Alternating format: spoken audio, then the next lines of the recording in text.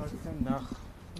տեղյակ եք ինչ գործընթացներ է իրականացվում ձեր գնահատականը կատարվողին։ Գնահատականը պետք է լինի շատ խիստ բացասական, որովհետև ամբողջ քարոզարշավի ընթացքում ԲՀԿ-ի հանդեպ այդպես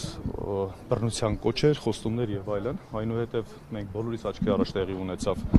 բառից բուն իմաստով ձայնագողությունը, այնուհետև կենտրոնական ընտրական հանձնաժողովը լուր կամակատարներ Նիկոլ Փաշինյանի կատարեց հրահանգները,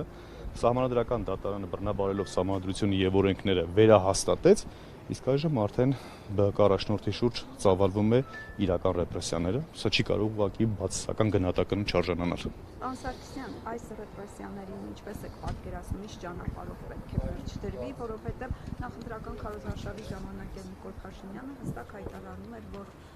բոլորը նստելու են։ Բնականաբար իշխանափոխության ճանապարհով, որովհետև դրա այլ ընտրանքը չկա, մեր բոլորի աչքի առջև Նիկոլ Փաշինյանը վերահացվում փոքրիկ բռնապետի եւ նրա ուղակի այդ պետության դահիճի ցանկությունների դեմ առնելու համար բացառապես պետք է իշխանափոխություն։ Ինչ ճանապարհով, պարոն Սարգսյան, դուք ինչպես եք պատկերացնում իշխանափոխությունը։ Մանդատ վերցնելը իշխանափոխության կտանի։ Չեմ կարող ասել, որովհետև եթե իմ պատկերացումները մանդատ վերցնել լիներ իշխանափոխություն, ապա ես կունենայի այդ մանդատը։ Բայց պատկերացումները տարբեր են, ռազմավարությունները տարբեր են, մարդկանց աշխատանքները տարբեր են, պատկերացումները ընդհանրապես, հետևաբար յուրաքանչյուրիս պատկերացումների մեջ այստեղ էականը չի ով է ճիշտ մտածում, ով է սխալ մտածում, կարևորը արդյունքն է եւ կարևորը բոլոր այդպիսի գործողությունների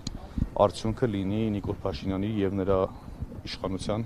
հեռացումը։ Տեսեք, մինչ սահմանադրությունը չի փոխվել, ամեն դեպքում գործող սահմանադրությամբ հստակ սահմանված է Հայաստանը իրավական եւ մնացածը գիտեք, այստեղ գլխավոր մեղքը իրավականն է, բայց արդյոք իրավական այդ տերմինը չի խախտվում սահմանադրության հոդվածի հաշվի առնելով, որ Նիկոլ Փաշինյանն ասում է օրինակ այս ինչ մարդկանց բոմժ եմ սարքելու։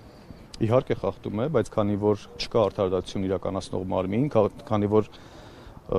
քաղաքականությունը մտել է դատարաններ, արդարադատությունը պատուհաններից ուղղակի դուրս է փախել, բառից բուն իմաստով,